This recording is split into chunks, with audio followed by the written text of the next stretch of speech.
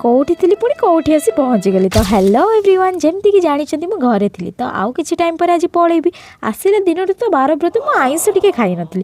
सो सकाल सकाल ब्रेकफास्ट अंडा आमलेट खाइली। मो भाई भौणी छात उपर बसिक पढ़ुं कहीं दुई जनकर एग्जाम अच्छी। आउ ए बदमाश आमर स्कूल जीव पाखरे ये स्कूल किंतु ए महाराज आमर साइकेल बसिक जी अपेक्षा करमती टे लगुले दुईटा ड्रेस पिंधि बोली।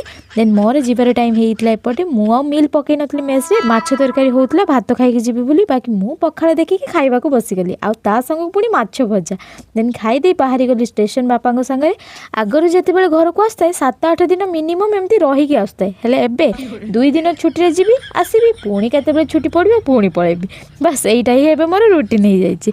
स्टेशन पहुँचला बेलू भी ट्रेन आस जाइए पूरा राइट टाइम लेट नाला। देन बालेश्वर पहुँचु पहुँचु फ्रेश ही बाहरी गली ट्यूशन एंड ट्यूशन आज खाई मु आलू पकुड़ी।